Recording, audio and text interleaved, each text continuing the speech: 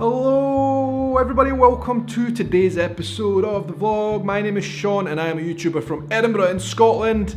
And in today's video, I want to try something a little bit different. I want to tell stories, real life Scottish stories of my upbringing. Thinking about it, I've got a lot of stories to tell you about Scotland. Growing up in Scotland, going to school in Scotland, and surviving Scotland. These are stories that I haven't really told anybody before. Certainly not on a vlog. But I think, you know what, they could be quite interesting as a bit of a cultural exchange to show you guys a bit more about Scotland, about stuff that are not necessarily things that you will hear in guidebooks about Scotland. And you know what, I know Scotland is having a moment, right? It is in vogue, it is popular around the world. People are coming to Scotland in their thousands. Robert the Bruce, Outlander, Heather, mountains, valleys, kilts, bagpipes, all the amazing things in Scotland we've got culture-wise going on, festivals. But you know what, there's also a dark side to Scotland, surrounding poverty, drug use, addiction and stuff like that. And that is real life as well. I think the first time this side of Scotland was ever brought to light in a serious manner was in Trainspotting, in which Edinburgh, my city, was portrayed as basically one big drug den. But you know what, I think a lot of people still think that Trainspotting is a work of fiction. And while it kind of was, it also was very true. The author Irvine Welsh was telling a story about his life in Edinburgh, about people he really knew. And I can tell you as somebody who grew up in Edinburgh, in the 90s, it was absolutely true to how things really were. Now, some of the stories I'm going to tell you are pretty funny, some of them are hilarious, some of them are dark, and some of them are in between. But you know what, Scottish culture is real life stuff that I've been meaning to get off my chest for a while. I've been looking for a format to do this, but I think the best way is me just to sit here and tell you about them. Remember, hit the subscribe button if you're new here, share this video with your friends and family if you think they might be interested, hit the like button. 75 years later. And probably by looking at today's headline, you're thinking, this one's not going to be funny. It wasn't really funny at the time, but looking back, it kind of is funny. I grew up in a poor neighbourhood called Stenhouse in Edinburgh. I had a really good childhood there, I had a really good upbringing, and it was just a really tight-knit community, the type of place that you kind of struggle to find nowadays. Everybody knew everybody knew what everybody else was getting up to, everybody knew everybody else's business. It was a little bit incestual. I think that sense of community somehow is lost a little bit in Scotland. Anyway, listen, it was a great place to grow up, but it had its difficulties, and we had a lot of problem with drug abuse, alcoholism, and that type of stuff as well. In and around Edinburgh, when I started working and going to school and stuff, I used to get looks from people when I told them I was from Stenhouse. They would kind of look you up and down, but you know what, Edinburgh's kind of like that. Edinburgh's always been a bit of a judgmental place where people are quite snobby at times.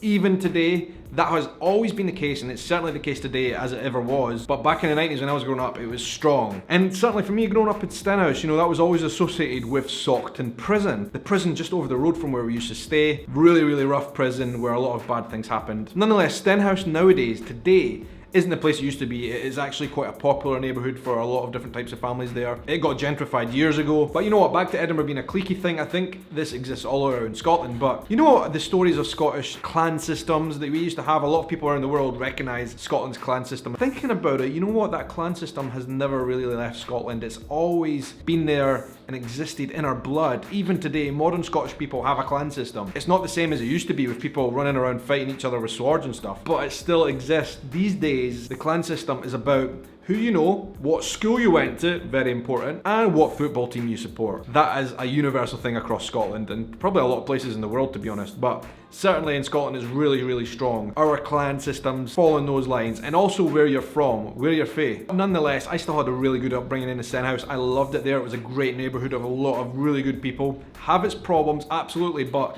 among ourselves, we never had that many problems. The only time that we really had problem as kids is, for example, when strangers used to walk through, kids from other neighbourhoods. And this kind of goes to that kind of clan theme because we were very feudal, tribal and clan-like. We supported each other as people who lived in the same neighbourhood, and people from other neighbourhoods were seen as bad, even though that those other neighbourhoods were literally a few miles away. So kids from other neighbourhoods to us were the enemy. And the only time that we really had big problems, big fights and stuff is when kids from other neighbourhoods came through. I mean, yeah, we had a bit of fights between us sometimes as well, and sometimes it was a bit ugly, but generally speaking, it was when kids from other neighbourhoods came through our hood. People from Broomhouse, Muirhouse, Wester Hales. Each of the neighbourhoods all used to have their own gang signs as well. They were so ridiculous and absurd thinking about it. And the thing is, like I said, these neighbourhoods are all within like a really small area. area and my side of Edinburgh, the west side of Edinburgh, and they only ever used to come together when like we're talking about people from the other side of Edinburgh, the east side or the north, Leith for example. Like that's just the type of tribal systems that we had in Edinburgh growing up. It was really strong, based on your school, based on your neighbourhood, and based on football teams. Anyway, whenever moving through unclaimed territory, it was always advisable never to be alone, because you didn't want to bump into the wrong people. But you know what? I was the one who got caught alone a few times. Yep.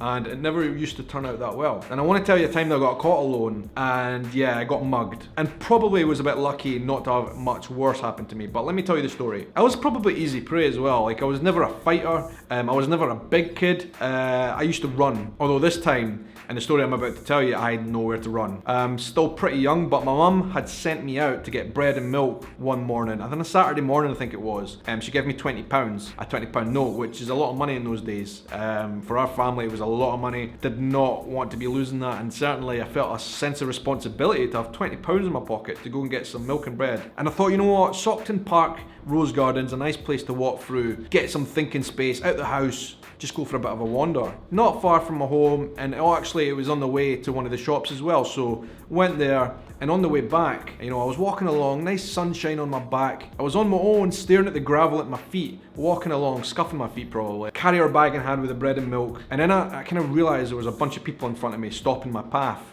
And I looked up and it was a bunch of kids that I had never in my life seen before, like 6 or 7 of them. Some of them were much older than me, 2 or 3 of them, and others were younger, the same age as me and even younger as well. It was a mixed bunch, but I'd never seen them in my neighbourhood before, didn't know who they were. And you know what, they just looked like they were there to cause trouble. And sure enough, one of the younger ones, he was the one tasked with doing what he was about to do. So he put his hand up and stopped me in the middle of the road, a bit like a policeman guiding traffic, but with a different uniform. All these kids had full tracksuits on. I had as well. In fact, uniform that I still wear today. Old habits die hard and all that. We all had our tracksuits on, that was our uniform. Kappa trackies. That was the one back in those days. Anyway, the young lad that came up to me first of all, he said the phrase that we all hear in Edinburgh all the time from these types of places, and he said, "Where are you fae?" It's like, where are you from? Which neighbourhood are you from? That is what everybody used to ask each other. But the moment I said I was from Stenhouse, I knew there was going to be problems because these kids were not from there. The lad said to me, "What have you got on you?" And as he said that, he immediately started like grabbing my jumper and patting me down, and he shook my trousers and you could hear there was loose change in it. And he said to me, basically, "We are taking all of the things you've got on you, all your money or anything else." Luckily, it was the days when we never used to have cell phones or anything expensive like that on us. That would have definitely have been taken off me. All I had on me was the £20, but nonetheless, that was a lot of money. I didn't want to lose it. I would have felt really ashamed and embarrassed to go back to my mum and said I'd lost £20, which, as I say, was a lot of money for our family in those days. So like, I kind of resisted in the beginning. I walked backwards. I was like, "No, you're not taking my money." But that kind of defiance lasted a very split few seconds, because he basically said to me, "Listen, you either do what we tell you, or we're going to kill you." That's exactly the words he said, "We're going to kill you." A couple of the kids were actually playing with knives, Stanley knives, which was one of the most popular weapons in those days. It could have escalated if I'd reacted badly. And I just said, "Listen," was my hands up, and he literally frisked me from head to toe and cleared my pockets of all the change I had. The milk cost like £1 or £2. My mum only had a £20 note that morning to give me, so all the change in my pocket, it was like £18 change, all of it taken off me. And I remember clearly, he said basically along the lines of, "Luckily you didn't push back anymore, or give us any more of your cheek," basically, because we were going to jump you. So I probably was really lucky that day not to end up much worse. And to be honest with you, knife violence in Scotland, it's always existed. It's not major, but it has always existed. And I was never going to be able to outrun these kids either. They all had bikes. So like, I could start running and I would have been caught and who knows what. So basically I just had to forfeit everything I had to these guys, and that was it. And they told me, "Walk on and don't look back."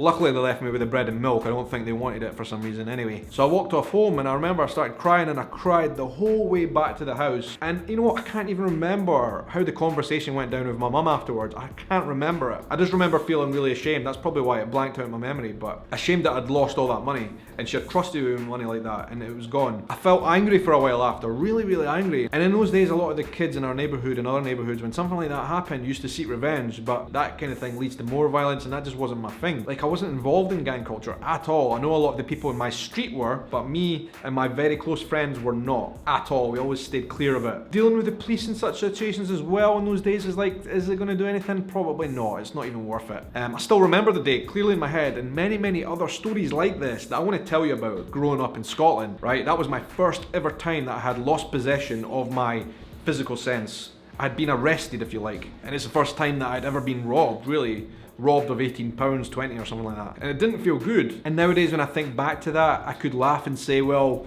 look what I'm doing, look where I've been in the world, look at all my experience. Those kids nowadays, who knows what they're up to, they might be in jail. Thinking that way is never a good thing, I don't think. Like, if I think in Scotland, and the trouble that like a lot of people faced in those days with poverty, the behaviour of these kids was probably not because they were bad people necessarily to start with. They might have been made in to be bad people, but it wasn't necessarily their fault. A lot of it was due to circumstances. These kids, if they had parents at all, you can guarantee what parents they did have would have been abusive, violent people. They probably would have been on drugs of some sort. They probably would have been thieves. They might be in jail, in and out of jail and stuff. So they would have had really, really bad role models and a really difficult life. For them to turn into such wee shites, that's basically the type of upbringing they probably had. That is the only explanation you can have for why people might turn into something like that, and like what they would ultimately turn into their lives later on as well. And I know this because I knew people like that who were actually my friends as well. And they continued through life on the same path and ended up in really bad places. That's how it happens. Luckily, I was from a very loving family, a very supportive family, who never had those types of troubles, but not everybody is as lucky as that. Not everybody gets that start. I was fortunate to have really, really solid parents and family structure that a lot of kids simply didn't have. We were poor as well. We came from the same neighbourhoods, the same situation, but when you have broken families like that, it just leads to all kinds of stuff. I mean, this is pretty heavy. And the series is not all going to be heavy like that. Some of the stories are funny as anything, but it's starting on a heavy note. And the sad thing is, even though my neighbourhood in Edinburgh, Stenhouse, is pretty diverse now, pretty changed, that type of situation, those type of people still absolutely exist in Scotland throughout the country. Poverty is still existing. Drug use, alcoholism, all these things are still problems in Scotland. And I want to tell these stories because more people should know about it, more people should be aware of it. I'm going to tell you my story of growing up in Scotland. Some of these stories are going to be good, some of them are going to be bad, some of them are going to be hilarious and funny. But they're real life stories of Scotland, things that I went through as a kid, and I want to tell you about them on this series, Scottish Stories, right here on my channel. Something new, something different. I'd love to know your thoughts about it down below in the comments. Let me know, is this something you experienced when you were a kid as well? Whether that's in Scotland or somewhere else, I want to know. But for now, I just want to say thank you so much everybody for watching. It's going to be a pleasure making these videos for you. Thank you so much, and until the next adventure, I hope you have a good night, morning, evening, afternoon, or whatever time of day it is, wherever you are in the world. Take care.